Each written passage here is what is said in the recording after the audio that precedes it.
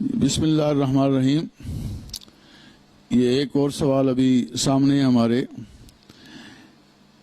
کہ جب بھی مسوڑے کی بیماری ہوتی ہے تو سب سے پہلے ڈاکٹر مشورہ دیتے ہیں کہ دانتوں کی صفائی کرائیں۔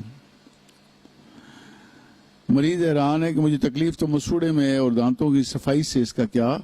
تعلق ہے۔ تو اس سلسلے میں ناظرین کو سمجھانے کے لیے عرض کرتا ہوں کہ جس طرح ایک درخت زمین کے اندر ہوتا ہے، اگر زمین خراب ہوگی تو ظاہری بات اس کا اثر درخت پہ ہوگا، اور اگر درخت کی جڑیں آگے پیچھے نکلنا شروع ہو جائیں تو وہ بھی آپ کی زمین کو خراب کرے گا۔ تو یہ ایک دوسرے پہ اثر انداز ہوتے ہیں۔ جیسے میں نے دانتوں میں مسوڑوں سے خون آنے کی وجوہات میں بتایا کہ جب دانتوں کے ساتھ کریڑا جمع ہو جاتا ہے تو مسوڑوں میں خون زیادہ آتا ہے، تو وہاں پھر سپونج ٹائپ ہوتے ہیں، ذرا سا ٹچ کرنے سے بلیڈ کرتے ہیں، یا پھر مسوڑے پیچھے آنا شروع ہوتے ہیں۔ تو مسوڑوں کی مین بیماری کی جو وجہ ہے وہ کریڑے کا جمع ہو جانا ہے۔ عام آدمی کو نہیں پتا ہوتا پلاک جمع ہے۔ عموماً طور پہ ہمارے پاس اس کو ظاہر کرنے کے لیے ایک سرخ رنگ کا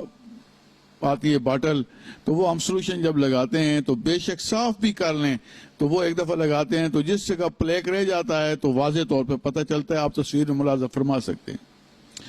دوسری بات یہ ہوتی ہے کہ جب یہ کریڑا بن جاتا ہے، جب تک ہم کریڑے کو پلین نہ کریں،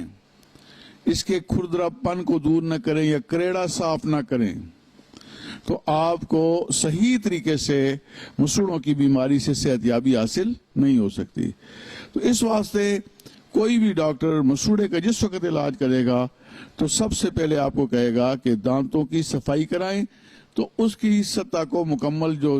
ٹچ کر رہی ہوتی ہے، خاص کر وہ سطح جو مسوڑے کے ساتھ ٹچ کر رہی ہوتی ہے، اس کو ہم بالکل ملائم کر دیتے ہیں یا